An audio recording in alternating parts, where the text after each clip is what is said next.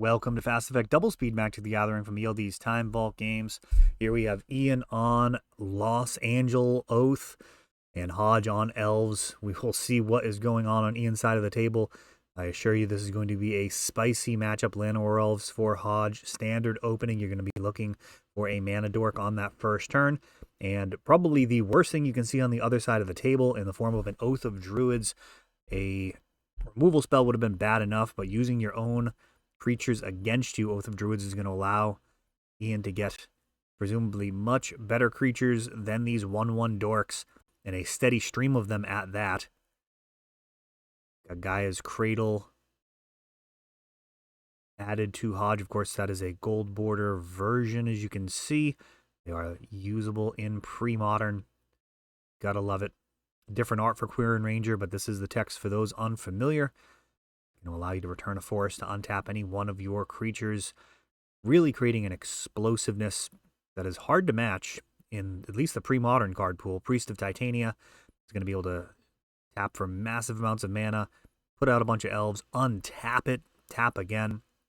It can lead the lines where you're casting multiple deranged tournament in the same turn, but let's not get too far ahead of ourselves, as this is a dire situation. Priest of Titania and a face down creature, and we see a Call of the Herd go into the bin. Very unorthodox list. Exalted Angel is going to be a lot to contend with.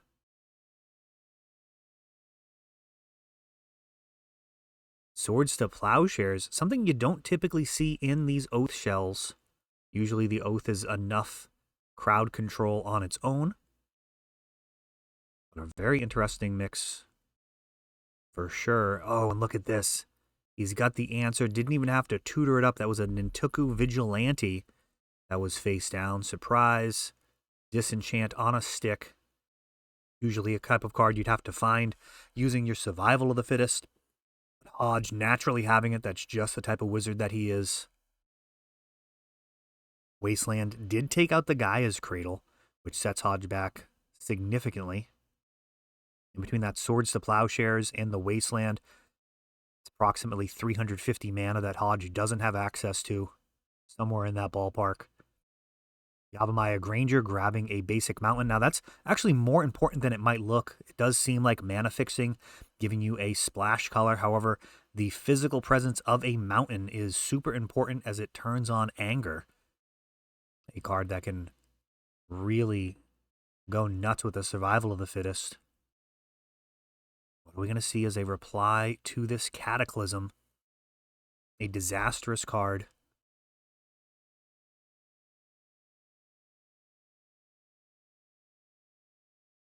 Looks like everything's going away. Queer and Ranger returning a forest to hand. Llanowar Elf sticking around. And now Survival of the Fittest with a green mana open. Hodge be able to rebuild. He's got a 3-turn window in order to do this. Don't even know if he has anything with reach in his list. Ian's life total swelling. One more hit and he'll be over 30.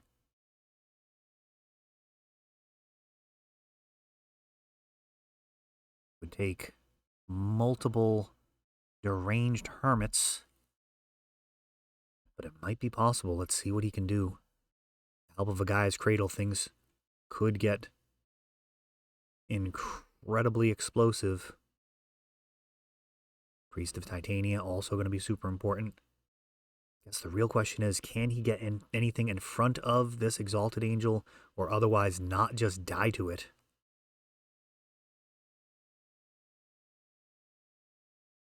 Two more taps and he will be done.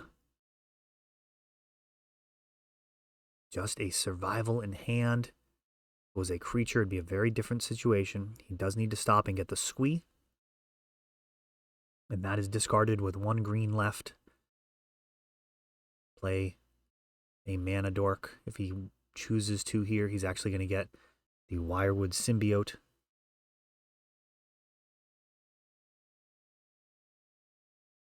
Anger in the bin with that mountain in play. Means things could get crazy. He will be able to return the squee. and potentially draw a creature for turn. If there's an answer in the deck, he will have access to it. Survival is live. Can he find a way to win here? There's lots of cards that theoretically could be in the list. We're going to find out right now. Survival. Let's see what he comes up with. He's not making a straight line for it. I don't know how I feel about his chances here. He is grabbing a Quirion Ranger. That's going to give him an insane amount of mana. Tapping for 3, now 6. Returning the Quirion Ranger with the Wirewood. That'll allow him to replay it. Get even more mana. 9 green. 12 green. And we are in the territory of practically casting 3 Deranged Hermits, but he's got nothing left in hand, just showing Ian what could have been. Tread lightly. That could have been a game-winning play. He didn't have it there, though. Very interesting. Move on to the next game. We can skip over the sideboarding here on Fast Effect, double speed, and the ability to time travel. And Hodge was super close. Naturally has the mountain in hand. Bottoms the Hermit. That is generally something you're going to tutor for anyways. And starting out with the Mana Dork, Llanowar Elves. Also has Finhorn Elves in there. Really, you're looking to have a turn 1 Mana Dork, hopefully a turn 2 that involves Priest of Titania, and some insane turn 3s are possible. Of course, Gaia's Cradle can make turn 2s pretty complicated and incredibly productive. Phyrexian Furnace for Ian.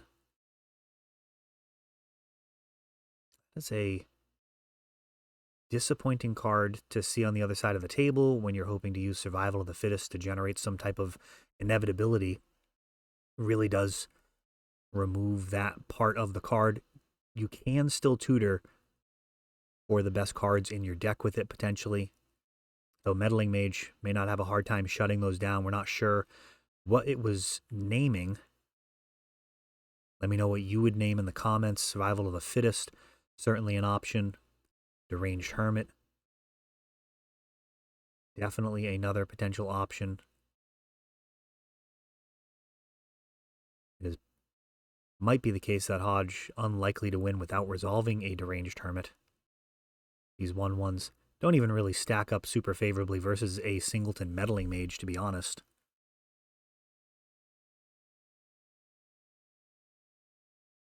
Going to be able to play and replay this Multani's Acolyte. We know Meddling Mage is not naming that, and that may end up being a problem. Acolyte can be played multiple times per turn thanks to the Wirewood Symbiote. It can also be picked up from the other side of the table. Oh, and Sphere of Resistance. This is an egregious Magic card.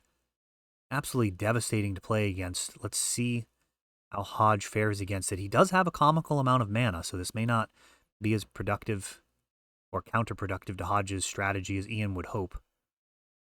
We've got a 3 mana Naturalize, just taking it out. Fair enough. I think we're just casting the Acolyte again. Already made a land drop for turn. And Wirewood Symbiote can pick that up on Ian's turn. It will hold off the attack. Right now, Hodge in the driver's seat, despite a Meddling Mage.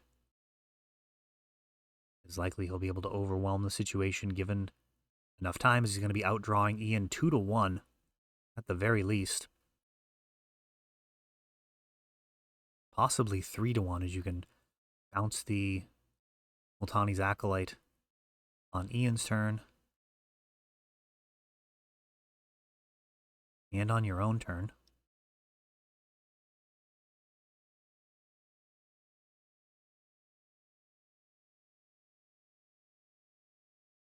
Another Naturalize. This time, Phyrexian Furnace is going to get used. Cycles.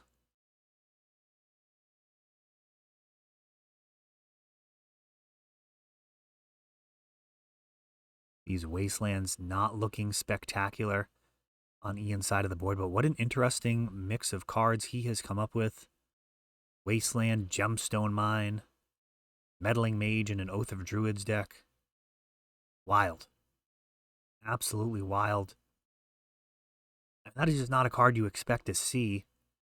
You're not going to be particularly happy oathing into a 2/2. Meddling Mage can be exactly what the doctor ordered versus many of the more broken decks in the format. Very often naming a particular card will be enough to completely hamstring their strategy. Cataclysm. 2 forests are returned. A ton of creatures are binned. Mountain is kept around. Oh, and then how do you like it? A wasteland back, taking out Gemstone Mine. Right now, Hodge losing a very slow race. I don't think these life totals are going to be super relevant, if I'm being honest. Rashad and Port now tapping down a mountain each turn. Now going after the forest. Firewood Symbiote.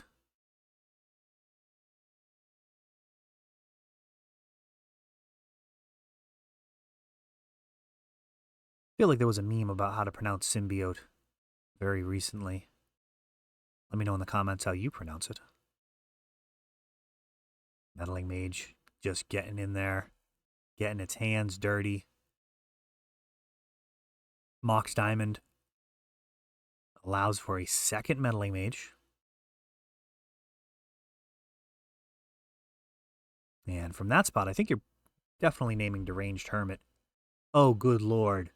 It wasn't Deranged Hermit. That has got to feel brutal on Ian's side. He is facing down an army of squirrels. Let's see how this goes. That Deranged Hermit getting returned thanks to Wirewood Symbiote. It is getting replayed. 4 more squirrels. All squirrels get +1/+1. We are looking at 16 power worth of squirrels over the course of a couple of turns and generating 4 squirrels each turn. Mox Diamond is taken out. Absolutely brutal. Wow. Going to game 3, Ian's got to be smarting here, as he had the ability to prevent that from happening. Instead, probably named Survival of the Fittest. That is a crucial error, forcing game number 3. Hodge has actually been joining us on Tuesday nights with our weekly Premodern. What a great crowd we've been having. 12 again this past week. If you're in the area, definitely recommend joining the fun. We have Premodern on Tuesdays and Fridays now. This format is absolutely taking over. Of course, the ELD Premodern opens once a month are the highlight of the month for me now. The largest attended events each month for the last several months. Thank you to the rest crew and the Premodern community for making these events so memorable. Queer and Ranger. Finhorn Elves. Helping despite this Rashad and Port. Hodge sitting on a single land, but still generating a ton of board presence here.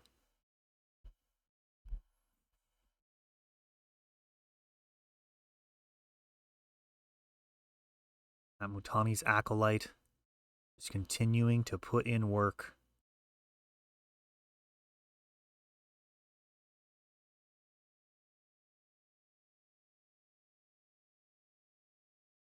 See what Ian has as a reply to this board. I mean, he's actually facing down 5 damage just as it is. Yeah, he's firing off a Cataclysm. So Hodge going to return that Singleton land to his hand. And, oh, blowing up the Mox Diamond in response. This Cataclysm going to be much worse than it looked on paper. That Mox Diamond would have been super important for Ian to rebuild. giving him both mana fixing and that second mana source. Instead, he's going to be a full turn behind his initial calculation. Multani's Acolyte showing up, drawing a card. It will go away, though, thanks to the Echo during the upkeep.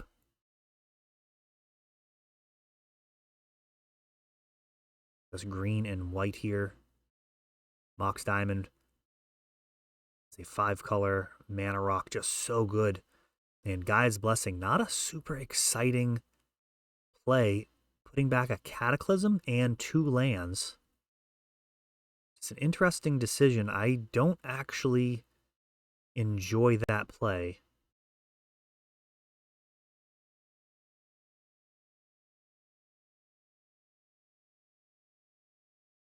I think if you really want to draw lands, I think you're committal to just drawing lands.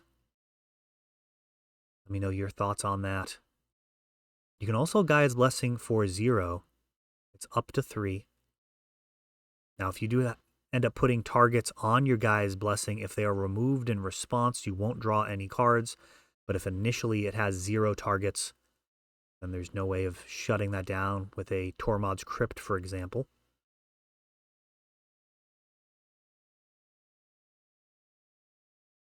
I guess that might actually be a fun idea for a video. Effects failing to resolve. Previously, I mean, even still, people call it fizzling. But there can be a little bit of confusion surrounding that from time to time. I suppose Gaia's Blessing is one of those cards often caught up in that.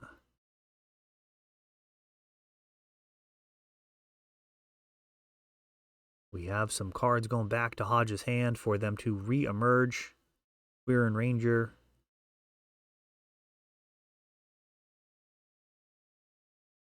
Let's see here. Swords to Plowshares has been putting in some work for Ian. This really unorthodox list. Wirewood Symbiote. A little bit of a kill on sight card if you are running spot removal. This makes it so you can't actually remove the other things you want to be removing. It generates so much value with those additional enters abilities.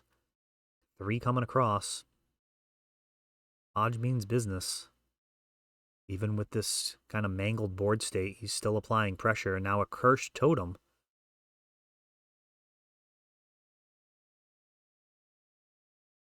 And without missing a beat, is able to naturalize it the turn it comes out. Floating mana in response to casting it, using his creatures to take out the Cursed Totem. They gotta feel good about that. As an elf, using your mana ability to get rid of a Cursed Totem, knowing how badly it would be screwing you over otherwise. It's gotta be one of your finest hours. Survival of the fittest. And the end might be near here. We've seen how explosive Hodge's deck can be. There's already a squee in the bin. He discarded to go get some possibly extra mana here, grabbing Anger.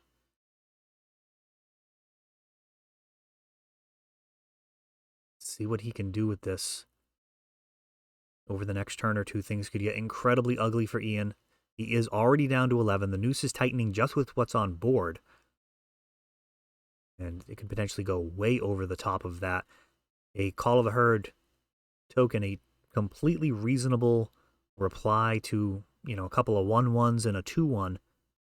Under normal circumstances, that might feel like stabilizing, but here, it is going to be very easy to overwhelm that. And Gaia's Cradle is going to give so much extra mana.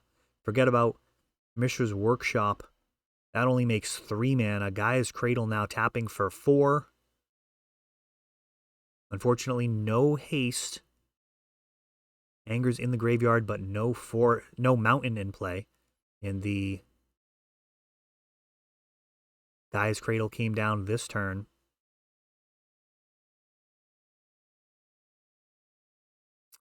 Am I misremembering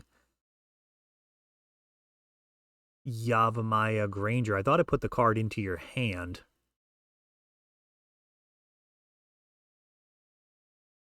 Let's see here. They may be in turns. This may actually be a negotiation. that die. I'm not sure if that actually meant that they were going to be heading into turns. If that's the case, they may have just sorted out who would be winning. But at any rate, just say, I mean, Hodge taking that one down for sure, whether that was the end of the match or they just negotiated it. He is definitely winning from that position. All right, on to the next one.